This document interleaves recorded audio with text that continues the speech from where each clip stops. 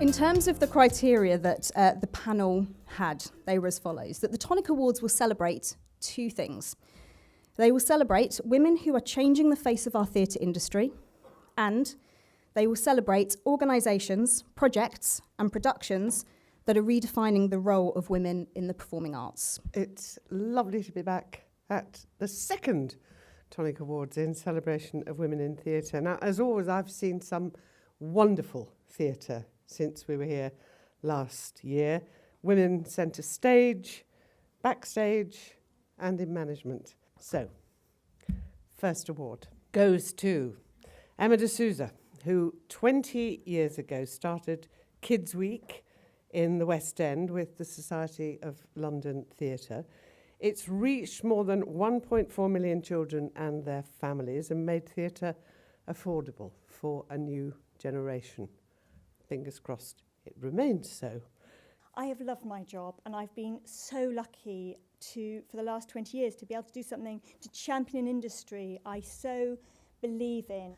I've also been really lucky that actually I have been a mum throughout 15 years of this time, and SALT and UK Theatre as an organisation have been really supportive, and when my little boy got ill, Jack, they have given me the flexibility I need, and I hope that I'm a shout out. If you're just enthusiastic and you support women and you allow them to be mums, you allow them to have life that throws them massive, massive curveballs, which I have had, you can still achieve a huge amount. Now, I first came across Clean Break when, in the early 80s, I was making a film for Newsnight about Holloway's treatment of women with mental health problems. I was allowed by the governor to go downstairs to talk to the women in what was known as the Muppet House. It was an appalling place. But I was not allowed to take a film camera down there. So Clean Break enacted their stories for the Newsnight film, and they were absolutely brilliant. Thank you, Tonic, for this really important award, and I'd like to say a big thank you to my brilliant team, some of whom are here tonight, and the amazing women artists that we've had the privilege of working with over the last 40-odd years, some of whom are in the room today. But mainly I wanted to pay tribute to the members that we work with, women like Jen and Sarah, who are at the heart of the company and who remind us every day about who is and who can be a theatre artist if you just create the right conditions and give them the very right opportunities. I particularly want to thank Lucy Caryl, because Lucy was there from the beginning when Waking the Feminists started, and it sounded very organised. It wasn't organised at all, it was totally by accident. Honestly. And Lucy was there from the beginning and was somebody that I felt that I could not just call on, but I could look to and see what was going on here in the UK and what Tonic were doing as a model or as a possibility that we might sort of do similar things in Ireland. So it really made, personally, it made a big impact on me to have somebody like that just hovering across the water.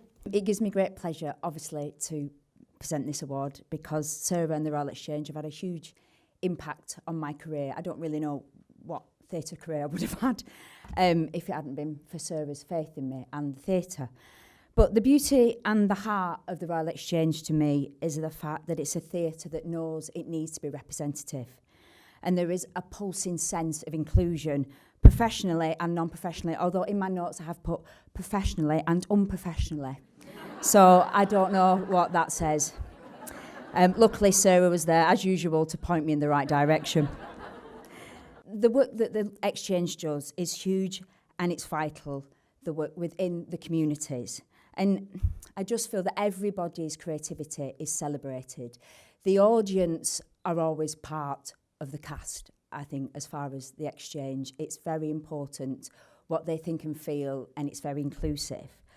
And a huge percentage of the theatre, in fact, the biggest percentage of the theatre goers at the Royal Exchange are women. And that is obviously sort of represented in the work. It's brilliant to be recognised for what we've been doing since 2014. I think really it's been as simple as I just really wanted us as a theatre to kind of be more representative of the streets outside. And someone gave me this amazing statistic that 64% of our ticket buyers were women, and yet they'd seem to be so little represented, and so little at the centre of the stories that had been told in our space. So it's really been quite straightforward. I'm a great believer that it's what you do and not what you say, and we've just quietly got on with it. And it's just really nice that other people have kind of noticed it. In October last year, two brave actresses, Ashley Judd and Rose McGowan, spoke out for the first time with the New York Times against Harvey Weinstein. They realised that they had power, they had a community around them, and they had the very mighty New York Times to do it. Other things followed suit. But way back in July, before this conversation was a comfortable conversation that we had a community of people to have with, before the words MeToo, no grey area, before any of those things were part of our DNA, which they now are, an extraordinarily brave woman, Gina, decided that she had had enough.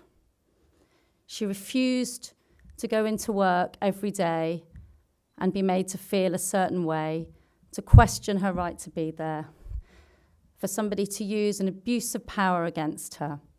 And she went to her general manager and then to the board and said, I'm not putting up with this anymore. She then became very frustrated about the fact that a whole narrative had been created around this particular patriarch's exit and felt that the truth had to be told. She bravely went to one of her colleagues, Steffi, and said, will you stand by me and let's speak the truth? Gina and Steffi have changed everything for us in theatre. What I did was as a result of those actions. Firstly, thank you, a huge thank you to every single incredible woman in this room. It's such an honour to be here. We all have one thing in common, the power of being women. We're so honoured to accept this award, so thank you to all the powerhouse women at Tonic who made these awards happen. Whilst last year was a difficult one for us both, and in particular my dear friend Gina, it's easy to forget that not only are women's voices being silenced, but women continue to be abused, tortured, enslaved, and treated as an underclass across the world. So however small a mark any woman feels she is making in speaking out against harassment, know that our freedom of speech is something many women only dream of. It is those women we must fight to vindicate. The solidarity felt during the rise of the MeToo movement has marked a momentous shift in attitudes towards bullying and harassment in the workplace. The outstanding bravery of thousands of women must be celebrated, but our work is far from done. As someone who has lost their grandmother to domestic violence, it is crucial that women know that we do not need to wait for harassment to be acted upon before being taken seriously. Let's keep fighting the good fight. We are stronger together. And in the words of the great Maya Angelou, each time a woman stands up for herself, she stands up for every woman.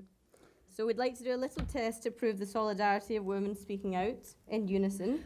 Could we ask a little favour? Could every single woman in the room tonight please stand up? Yes. Good start. So, after we shout, I am woman, we'd love every woman to shout at the top of your voices, hear me roar. Got it? Ready? Okay, ready. I am woman! Hear me roar! Thank you! Thank you so much. She's someone who truly appreciates the value of things over the cost of things, starting with those free refills, and who values community over ego. And as the word community has gone in and out of fashion in the theatre industry over the years, at the centre of it has always been Cully, who's a true community artist and whose life's work has been about creating and leading great art, which first and foremost serves, inspires and challenges the communities around her. I feel really privileged to receive this because as a working class kid from Smethwick near Birmingham, I was always told, you can't do anything for all sorts of reasons, including some of you may know this, the maths teacher who told me when I asked him a question that I couldn't sort out for my CSEs a long time ago, that actually, what did I need to know the answer for? Because I only needed to count my husband's money.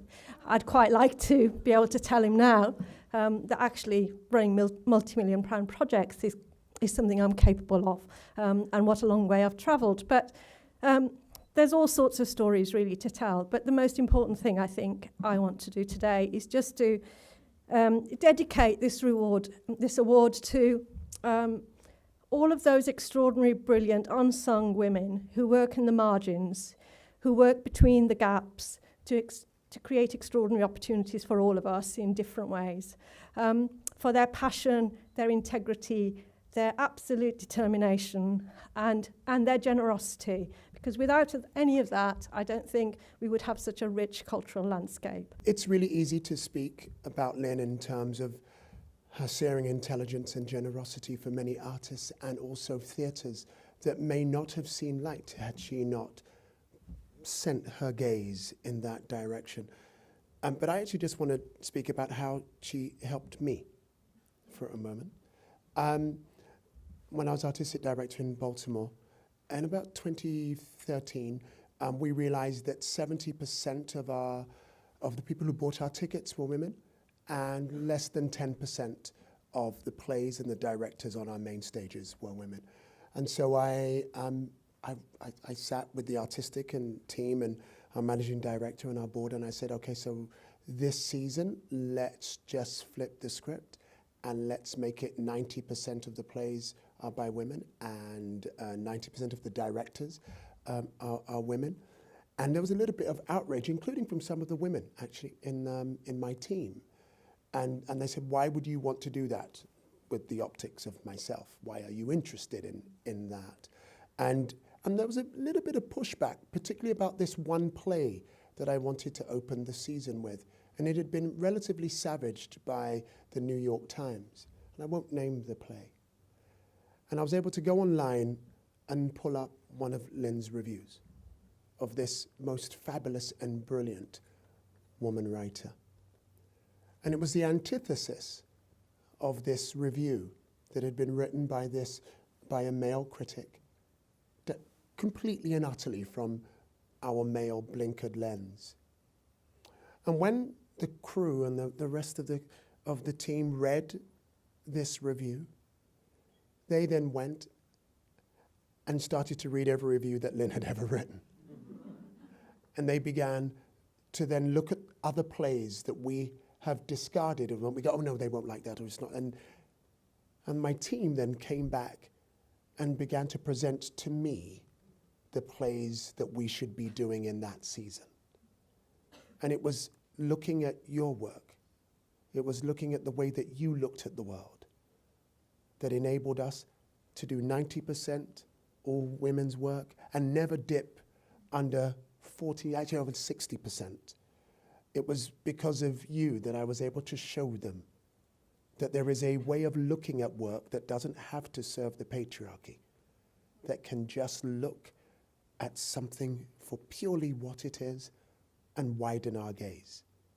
And so I thank you for that. I couldn't have done my job for the last 30 years without you and without your generosity, about your painful, but I think kind of absolutely sort of embedded willingness to try and change, and about the fact that you have been very generous about talking to me honestly about those growing pains and the difficulties of change.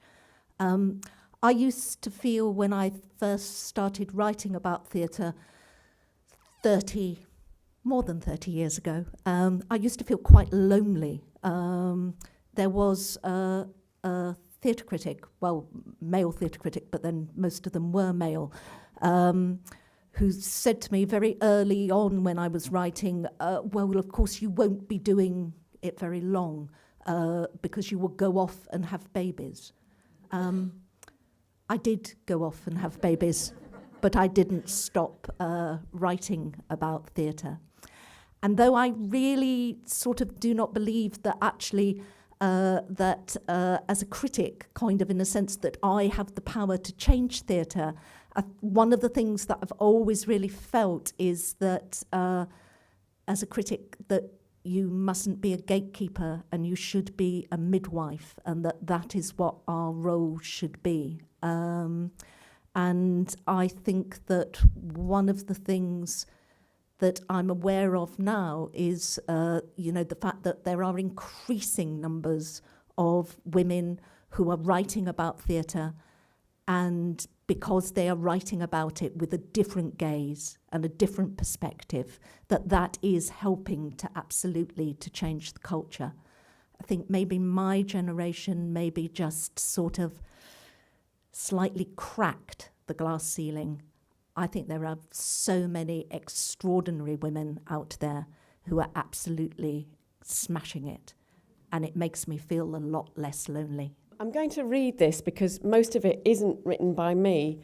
I thought, how do you even begin to talk about Caryl Churchill, who's been such a huge influence on not just me, but on many, many, not just writers, but theatre makers and people. And I think Caryl has blazed a trail through British drama that's still alight and burning brightly. I wondered what effect she'd had on other playwrights, so Lucy Kerbel and I asked a few. Here's what Abby Morgan said. Fen bowled me over with its theatricality and brilliant ideas, a big play about community, unafraid to take on themes of gender, sexuality, class. She continues to excite and inspire me and stands shoulder to shoulder, if not above, those more often awarded and celebrated male playwrights. Gemma Kennedy said, reading Top Girls when I was just starting to write for the theatre was like rocket fuel for the soul. I'd been picking up plays in charity shops, Hare, Brenton, Pinter, Frayne, Stoppard, etc. Then I found a copy of Carol's plays, and the sheer force of the anger, humour, imagination and intellect sort of obliterated all those male voices who seemed part of some unreachable, sealed-off canon. Jessica Swale said, so many playwrights seem to be so serious in their attitude to writing. To be political required a stern nature, a worthiness which felt exclusive and distant. It wasn't me at all. Discovering Caryl gave me hope, because it seemed to me that she was having fun and yet still writing with such a profound level of political and emotional awareness. Sohaila El-Bushra said, I discovered Top Girls in Cloud 9 when I properly discovered theatre aged 16. And I initially assumed that all contemporary plays were as hilarious, as inventive, as rigorous, and as female. Carol's plays taught me that there was a place for bold, challenging women in theatre. Trailblazers are so important, and Caryl Churchill really, really has inspired us all. What do you say about Katy Mitchell? Well, Katy is an extraordinary artist. We will start there. There is not a lazy moment in a Katy Mitchell production. There's not a beat of the action, there's not a strand of the production that hasn't been scrutinised, crafted immaculately to make it as profound, as extraordinary as it can be. And part of the reason why Katy is an extraordinary artist is yes, because of her talent and her perception and her vision. It's also because she works really bloody hard, and will be quite open about how hard she works. For me, when I first got to know Katy and her process as a young director, it was striking to me how hard she worked, because up until then, the directors that I'd encountered to that point, there was a bit of a sort of, when we get into the rehearsal room and genius just sort of takes over. And that was never the case with Katy. She just works incredibly hard. I brought my daughter, Edie, and it's her that I really want to thank. And I'm sure it's the case for many working mums. It's actually the amazing patience of my child who puts up with my long working hours, my frequent travel to Europe. And really, I couldn't have the career that I do have without her love and understanding. So thank you, Edie.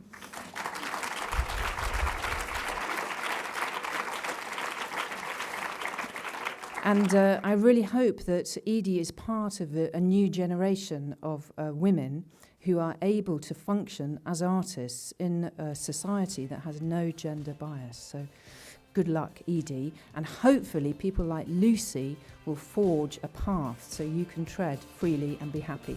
And I know I embarrass you.